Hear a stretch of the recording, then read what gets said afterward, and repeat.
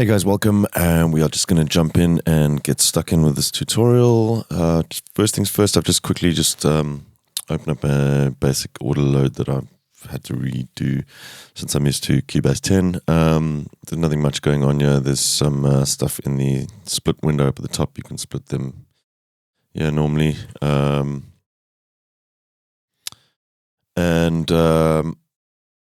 What I've done is I've just added in tempo tracks, markers, etc. But we don't really need that now, so we can just push that up. And I've got some bus groups and stuff set up, sound effects, and I've just pulled in a kick sample because we can use a sample for now. I might tune it a little bit more later on, but for now, just to kind of get the ball rolling, I don't like to spend too much time on the kick and the bass. Initially, I want to kind of get it ballpark, and then as we start adding more content to the track, we'll tweak those a little bit later. So I've just got a sample. I've also just pulled up a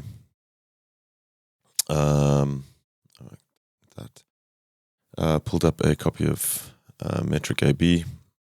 I just dragged in a compilation with a bunch of different tracks.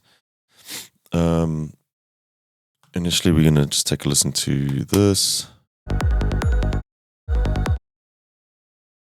I'm just looking for a section that has got just a kick in the bass, just as a reference. So we'll just hit 1 to create a start point, and then we'll loop that.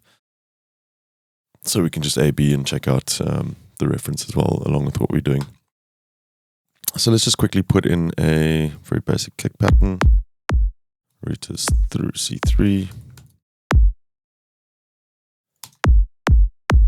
And we're working at 140 as well. And we can just drag these out. So there's our kick pattern. Then let's just go and create another folder track here.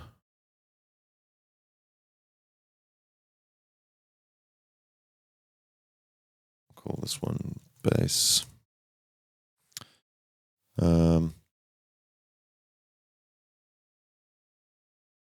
Let's add a new track. So in Cubase 10, you have this new add track thing.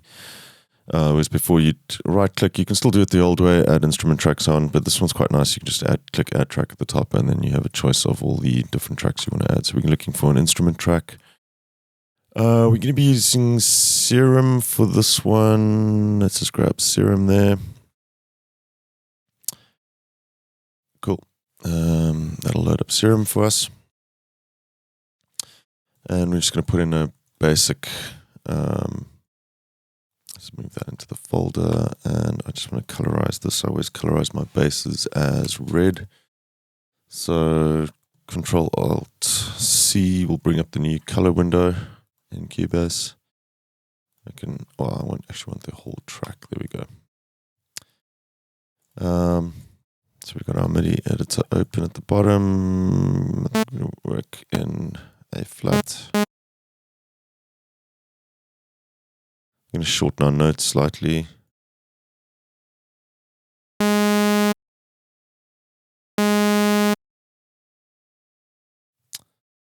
And let's just drag the Control Apple A just to select all. We can drag those down a little bit further.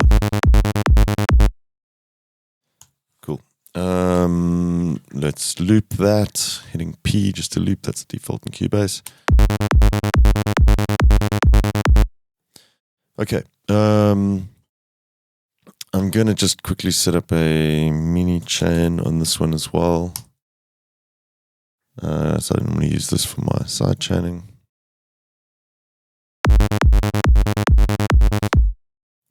Okay. Let's just build this patch from scratch in Serum quickly. It's pretty basic. The Psy Trance saw wave bass. I'm just going to drag down the random start to 0 so that it's always starting in the same place. It's like retriggering in Silent or various other synths. The phase, I'm actually going to leave that at 180 because I'm going to change this waveform to the analog basic shapes, and we're looking for the wave. The sawtooth. So we'll just drag the wavetable position up to there, and we should have that. And the start point is 180 degrees, so at the zero crossing. Just drag the attack down on the amp envelope. It's default set there. It's usually set slightly down just to avoid clicking and stuff, but in this case I actually want the click there as well. Let's turn on the filter. I'm going to use the 18, I think. Let's drag out the envelope 2 to the filter. So you can see it's in unipolar mode now. If you hit Shift Alt and click, it will set it to, it was in bipolar, we'll set it to unipolar mode. So we can drag that down now. Just about there, so it's full open when the envelope triggers. Again, I'm going to grab the attack all the way down. So turn down the sustain about 2/3 of the way down. And this will just set the full window to the length of your current envelope. It's easier to see what you're doing. I'm going to drag the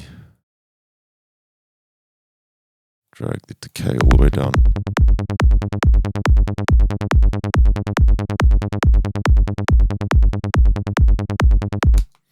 I'm going to need to be an octave down with this as well.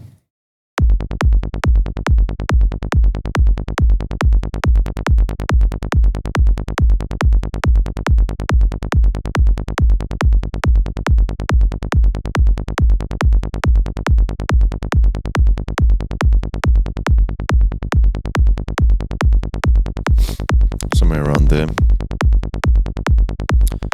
And let's just tweak the volume envelope as well.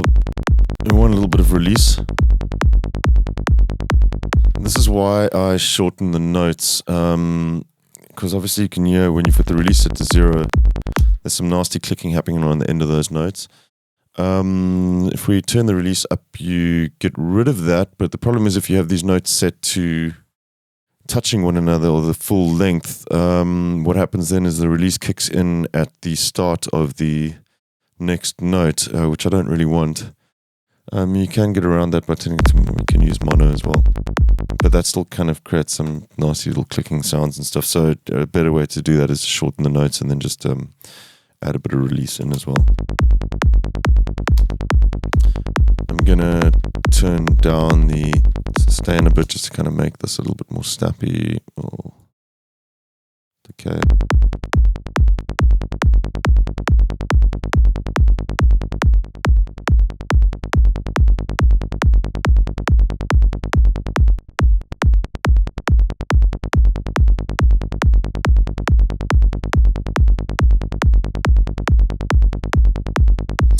You can actually see the envelope 2 in the background there, so we can kind of have the envelope set up similar timing. Just kind of gives a little bit more snap this way, like this. So that's a good start point.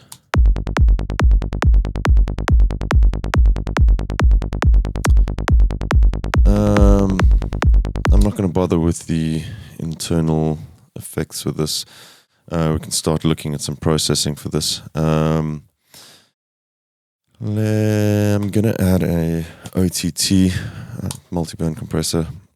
This thing can sound terrible, but in this case, it's so over the top, and in this case, it actually works. It really kind of gives you a nice solid sound for the bass line. So you can hear the difference already. The tops are a little bit much. So this is the threshold that we're dealing with here. And turn up the time. Not wanting to hear so much. You can turn that down and then bring the highs up like that as well. That's the gain for the highs.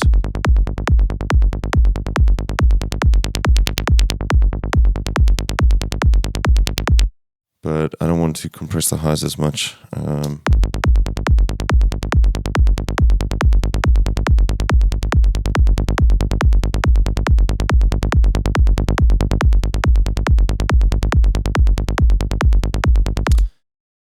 just dial this back slightly as well.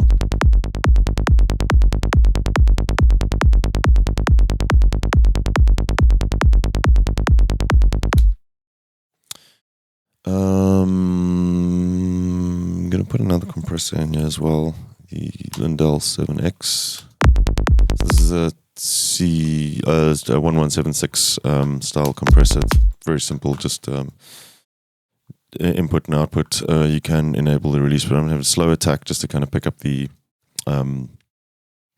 pluck at the beginning, and a fast release. So basically it's just its default setting.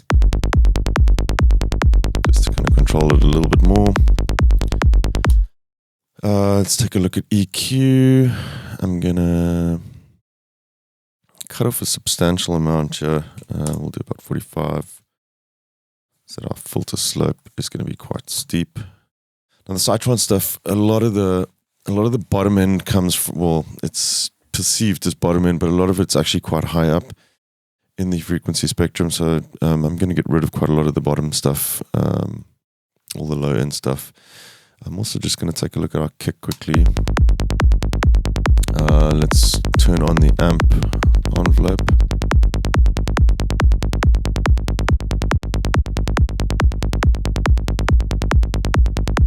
Just going to shorten that a fair amount.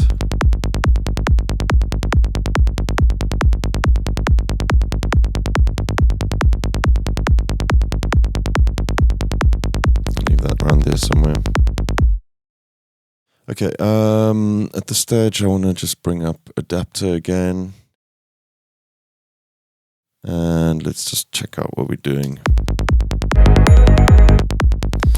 We're already fairly close. Let's just match the gains for these as well. If we hit play, select match gain.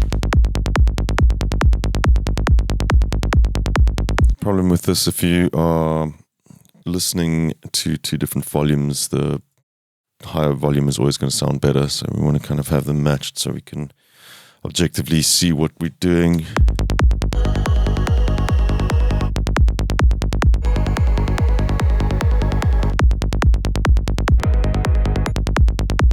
Not too far off.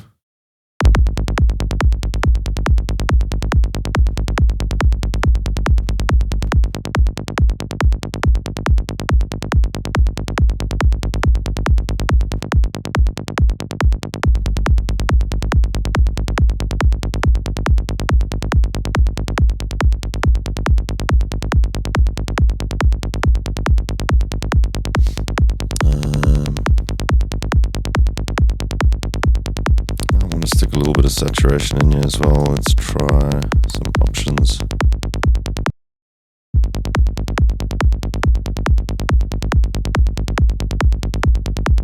I'll set this to low and full.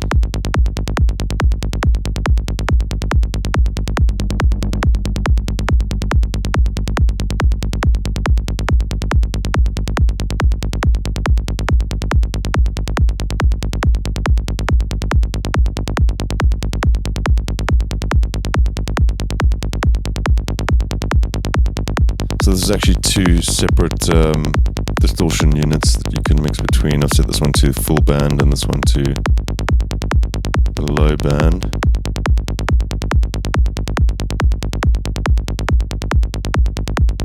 Not too much, just adding a little bit of warmth.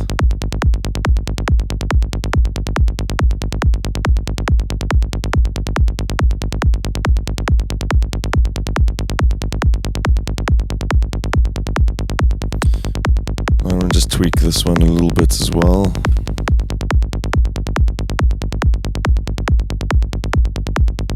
Bring down the sustain a bit.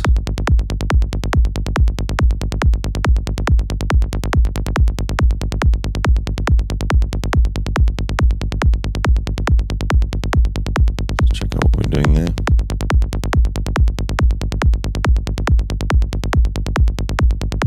That's okay.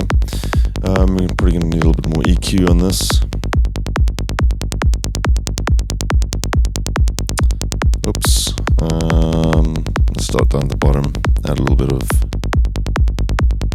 of bottom end.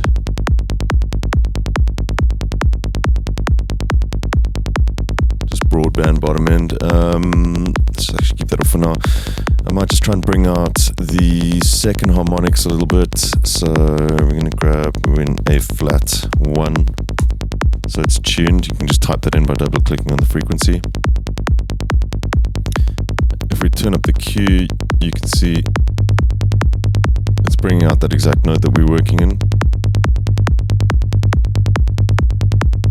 2 resonant, we'll bring that down.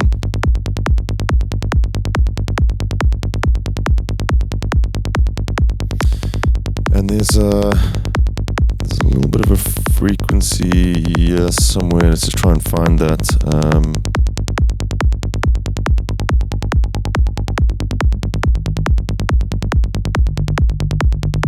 That third harmonic. I'm not crazy about that, so let's just try and cut some of that out.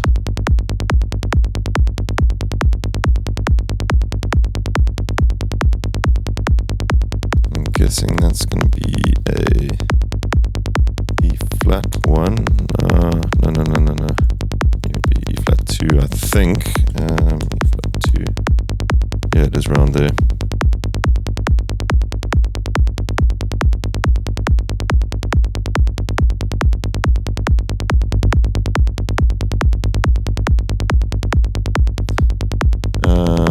And then I think we're just going to add a little bit, not so much the highs, I think just a little bit of presence as well.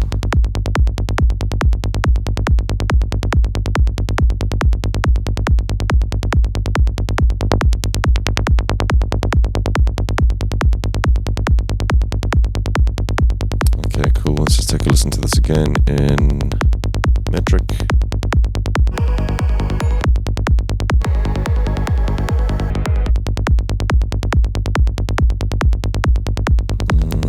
Still something.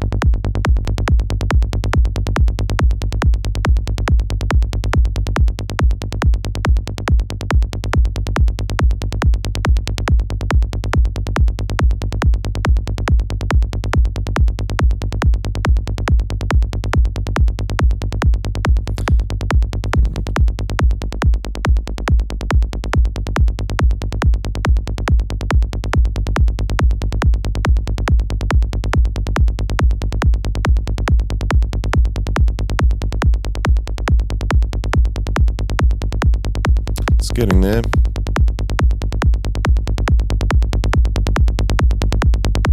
Push our compressor a little bit harder.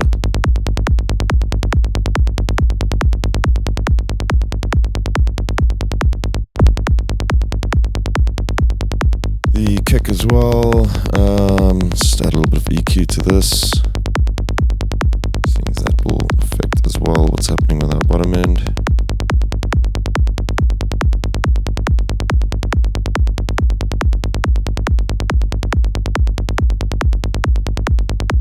Pull a little bit out around the 160 mark. I find that's usually somewhere where you can get rid of a little bit of mud.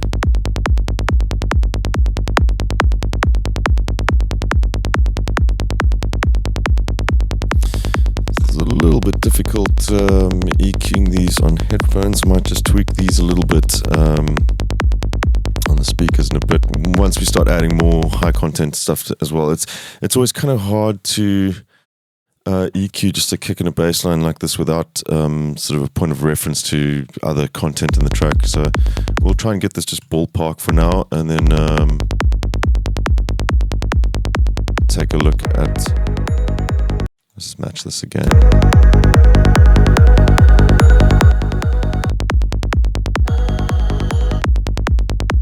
Yeah, I'm pretty happy with that. It's pretty close for now. So we'll leave that, and we might tweak it as we start adding in a bit more content later on. We can just quickly take a look at metric again. Let's just have a look at our spectrum analyzer. We'll keep it on layered.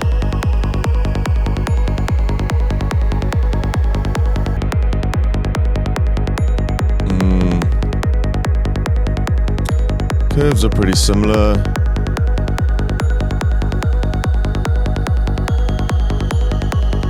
Take a look at what's happening here.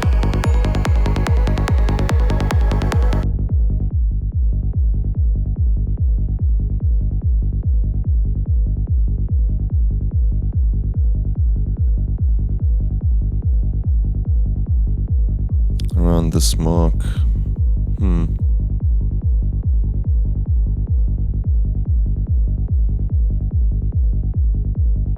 Yeah, it's pretty similar. There might be just a little bit more saturation going on in the reference.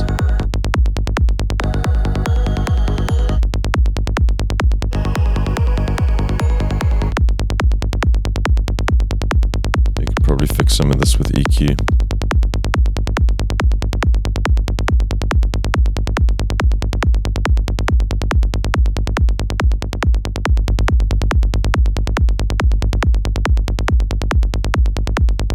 Add some of the lower stuff back in there.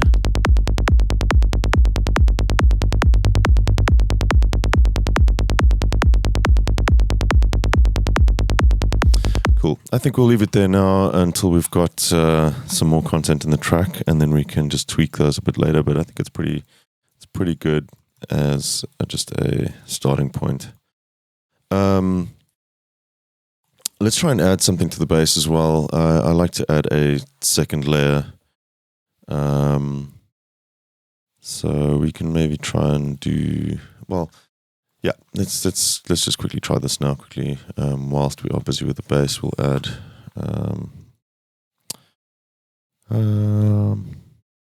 let's go with Thorn actually.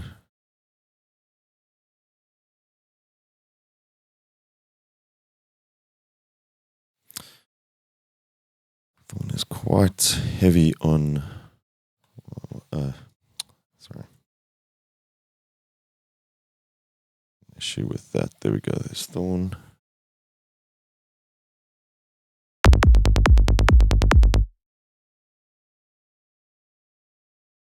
I'll just rename this mid bass, Psy bass. Bring out coloration again. Give this one a slightly different red.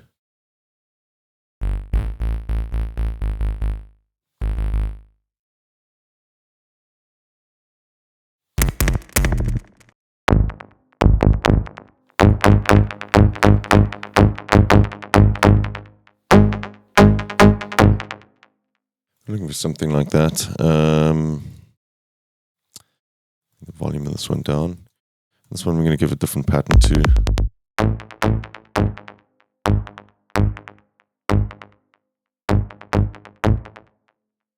I'll try something like this.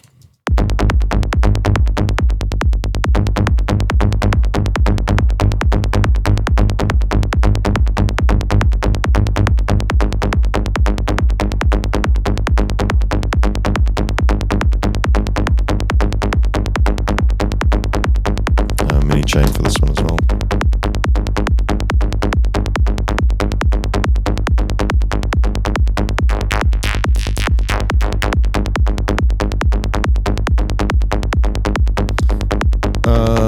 We're going to turn off the effects for this one.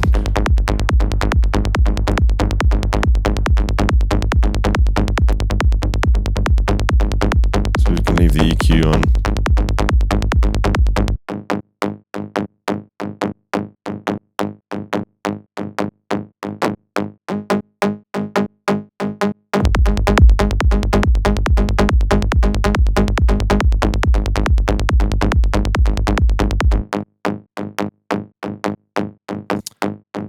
Grab Echo Boy Jr.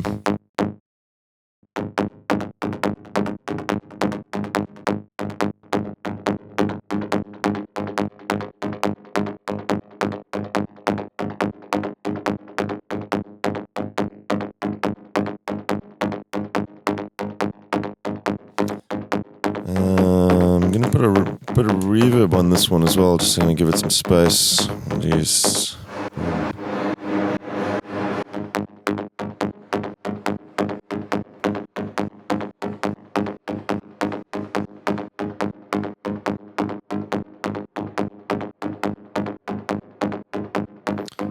just gain staging. Let's turn this down because it's a little bit distorted.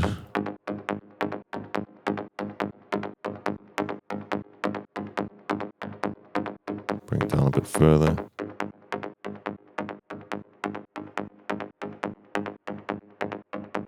It's better. I'm just going to use the 7x again on this.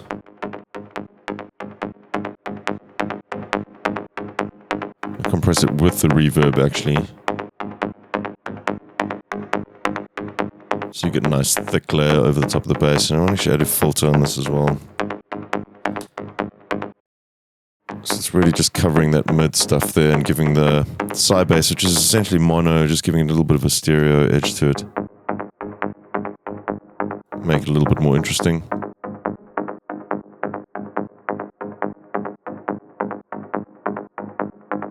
Let's check that out. Yeah.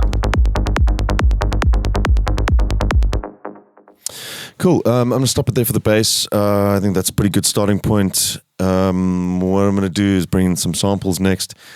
And instead of going to percussion, we might do a little bit of the percussion just now, but I kind of like starting a side track with some atmosphere.